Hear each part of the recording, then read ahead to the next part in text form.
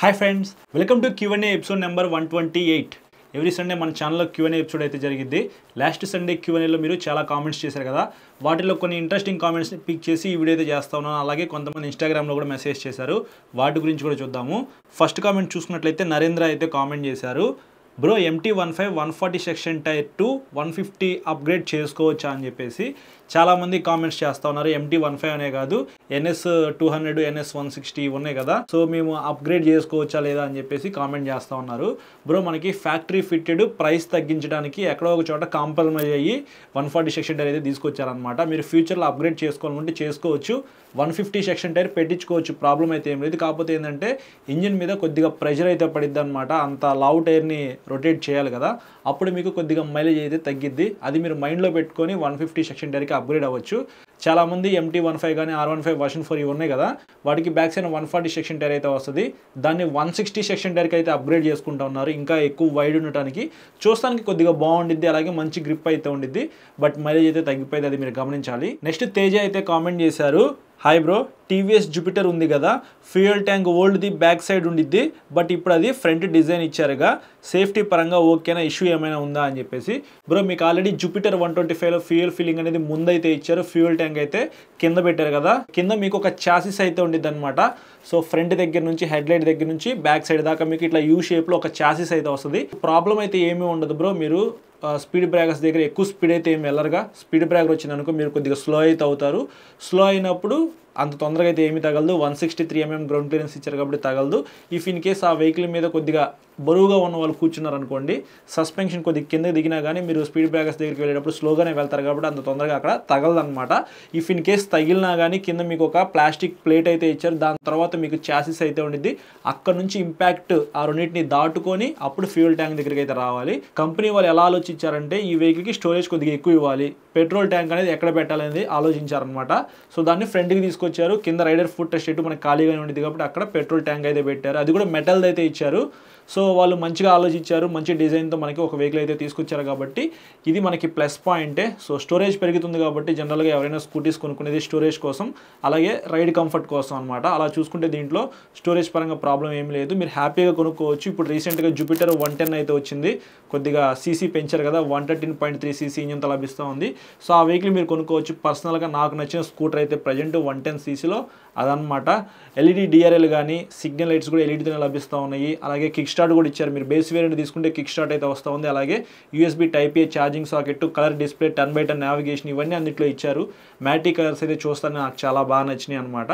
So ఎవరైనా కొద్దిగా mileage ఇచ్చే స్కూటర్, మంచి ఫీచర్స్ ఉండాలి అని అనుకుంటే మాత్రం బడ్జెట్లో 1,13,000 రూపాయలనే మీకు అది లభిస్తూ ఉంది. ఇంకా 1,10,000లో కూడా కొంతమంది అమ్ముతూ ఉన్నారు, డీలర్స్ అయితే మారుతూ ఉండేది కదా ప్రైస్ అయితే. మీకు దగ్గరలో ఉన్న టీవీఎస్ షోరూమ్కి అయితే వెళ్ళి అడగండి, సో మంచి డిస్కౌంట్స్ కూడా మీకు ఇస్తారు. దాని ప్రకారంగా మీరు ఆ స్కూటర్ అయితే కొనుక్కోవచ్చు. పెద్ద మెయింటెనెన్స్ కూడా ఉండదు, టీవీఎస్ వెహికల్స్కి తక్కువ మెయింటెనెన్స్ అయితే ఉండిద్ది. అలాగే 50 కిలోమీటర్స్ దాకా మీరు ఈజీగా మైలేజ్ అయితే ఎక్స్పెక్ట్ చేయొచ్చు. TVS Jupiter 125, TVS Jupiter 113.3 cc రీసెంట్గా లాంచ్ చేశారు కదా, ఈ రెండు వెహికల్స్ మీద మన ఛానల్లో ఆల్రెడీ వీడియోస్ ఉన్నాయి, ఒకసారి మీరు చెక్ చేయండి. క్లియర్గా ఎక్స్ప్లెయిన్ చేశాను, దాని ప్రకారంగా మీరు ఈ రెండింటిలో ఒకటి పర్చేస్ చేయొచ్చు. నెక్స్ట్ సురేంద్ర అయితే మెసేజ్ చేశారు, hi sir, is there any mileage differences between DOHC and SOHC engine. Bro మీకు SOHC ఇంజన్ అయితే కొంచెం చిన్నగా ఉండిద్ది, అలాగే తక్కువ పవర్ జనరేట్ చేసిద్ది, కొంచెం మైలేజ్ అయితే ఇచ్చిద్ది అనమాట. DOHC ఇంజన్ ఏంటంటే కొంచెం పెద్దగా ఉండిద్ది, ఎక్కువ పవర్ జనరేట్ చేసిద్ది, మైలేజ్ అయితే మీకు అంతగా రాదు. అలాగే వెహికల్లో ఉన్న స్పెసిఫికేషన్స్ని బట్టి, వెహికల్లో ఉన్న టైర్ సైజుని బట్టి, వెహికల్ సైజుని బట్టి, వెహికల్ నడుపుతున్న విధానాన్ని బట్టి కూడా మీకు మైలేజ్ అయితే వస్తుంది. కాబట్టి ఏ క్రియేటర్ కూడా మీకు ఎగ్జాక్ట్గా మైలేజ్ ఇంత ఇస్తుంది ఈ వెహికల్ అని చెప్పేసి చెప్పలేరు అనమాట. నెక్స్ట్ జయరామ్ అయితే కామెంట్ చేశారు, HSRP నాట్ కంప్లీటెడ్ అని వస్తుంది, దానికోసం ఏం చేయాలి అని చెప్పేసి. బ్రో చాలా మందికి సి బుక్స్ అయితే రావట్లేదు అనమాట. ఇంటికి ఇంతకుముందు మనకి గవర్నమెంట్ తరపు నుంచి వచ్చాయి కదా, ఇప్పుడు సి బుక్లు అయితే రావట్లేదు. షోరూమ్కి వెళ్ళి మనము సి బుక్లు అయితే డౌన్లోడ్ చేసుకోవాలన్నమాట. చాలామంది ఇంట్లో కూడా డౌన్లోడ్ చేసుకోవచ్చు.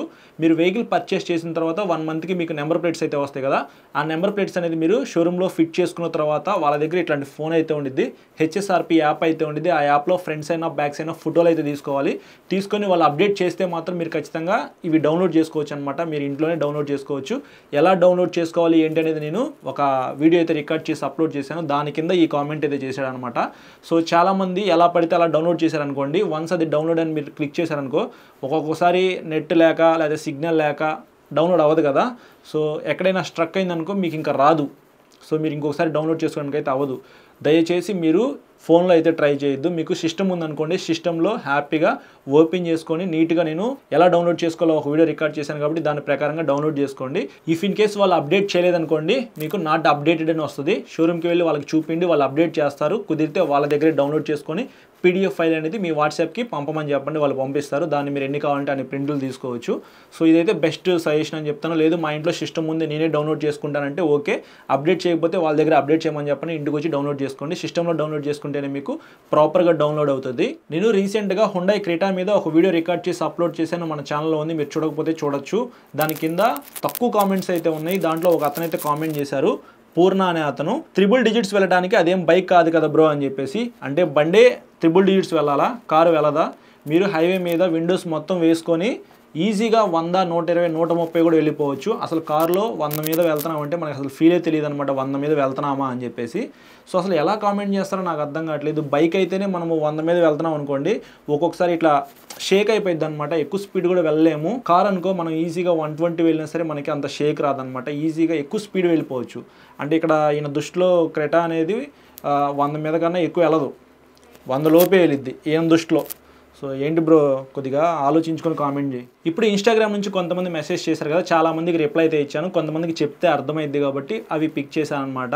వర్మ అనే అతను మెసేజ్ చేశారు, bro please tell me A bike with futures, ఫేర్డ్ bike 2, good seating position, decent mileage, good performance. Bro ఫేర్డ్ bike అంటే మీకు R15 వర్షన్ 4 అయితే చాలా బాగుండిద్ది, మంచి పెర్ఫార్మెన్స్ అయితే ఉండిద్ది. అలాగే 45 నుంచి 50 కిలోమీటర్ల మధ్యలో మీరు మైలేజ్ అయితే ఎక్స్పెక్ట్ చేయొచ్చు.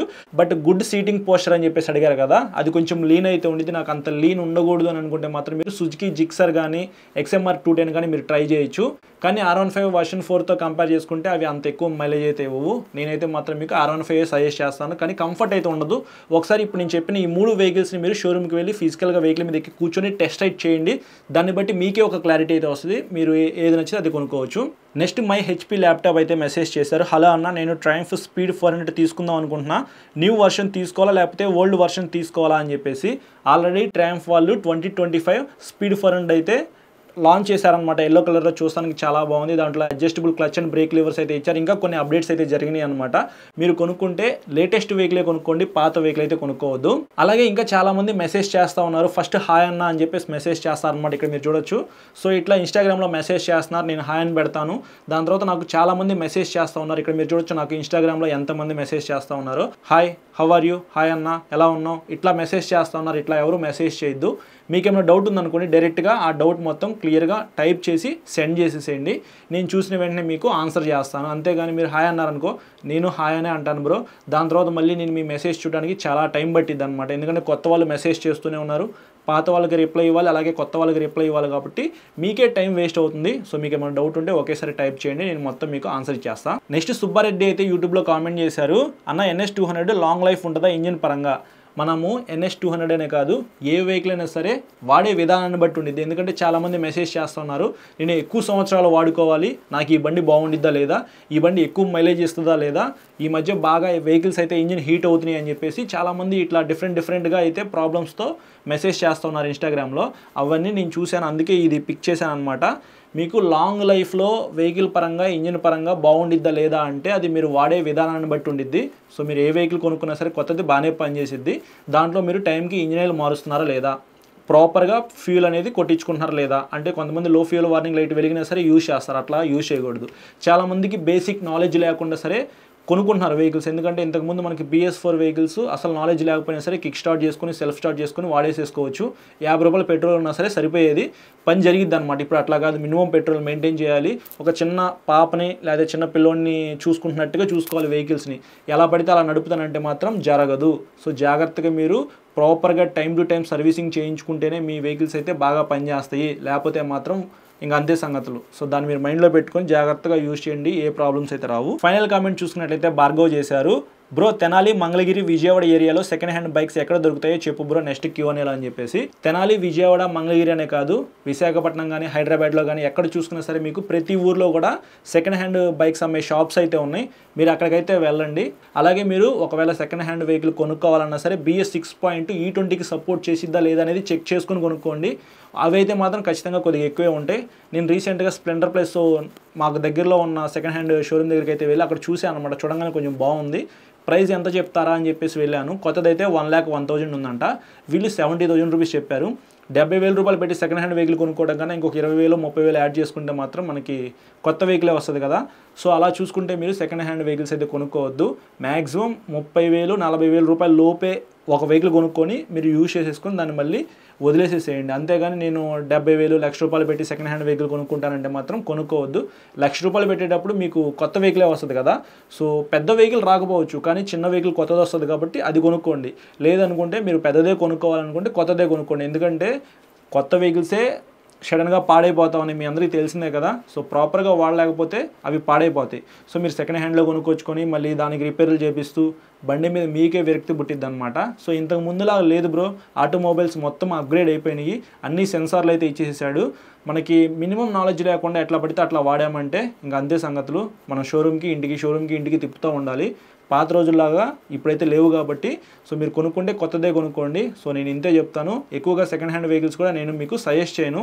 మన ఛానల్లో మీరు ఎక్కువగా సెకండ్ హ్యాండ్ వెహికల్స్ అయితే చూడరు. లేదు బ్రో మాకు సెకండ్ హ్యాండ్ వెహికల్స్కి సంబంధించిన షోరూమ్స్ ఎక్కడ ఉంటాయో చూపించండి, మేము చూస్తాము, అక్కడికి వెళ్ళి కొనుక్కుంటామంటే నేను వెళ్ళి వీడియో రికార్డ్ చేసి అప్లోడ్ చేస్తాను. కానీ అక్కడ ఏ వెహికల్ అయినా సరే నేను కొనుక్కోమని చెప్పను. సో ఇది ఫ్రెండ్స్ ఈ సండే Q&A అయితే. ఈ ఎపిసోడ్ మీకు నచ్చిందని చెప్పేసి అనుకుంటున్నాను. ఇంకా మీకు ఏమైనా డౌట్స్ ఉన్నాయనుకోండి ఈ వీడియో కింద కామెంట్ చేయండి, నెక్స్ట్ సండే ఆన్సర్ చేస్తాను. అలాగే ఇన్స్టాగ్రామ్లో కూడా మెసేజ్ చేయండి, నేను మెసేజ్ చూస్తే ఖచ్చితంగా మీకు రిప్లై అయితే ఇస్తాను. చాలామంది సబ్స్క్రైబ్ చేయకుండా చూస్తున్నారు, సబ్స్క్రైబ్ చేసుకుని పక్కన బెల్ ఐకాన్ అయితే క్లిక్ చేయండి. నేను వీడియో పెట్టిన వెంటనే మీకు నోటిఫికేషన్ అయితే వస్తుంది. Thank you.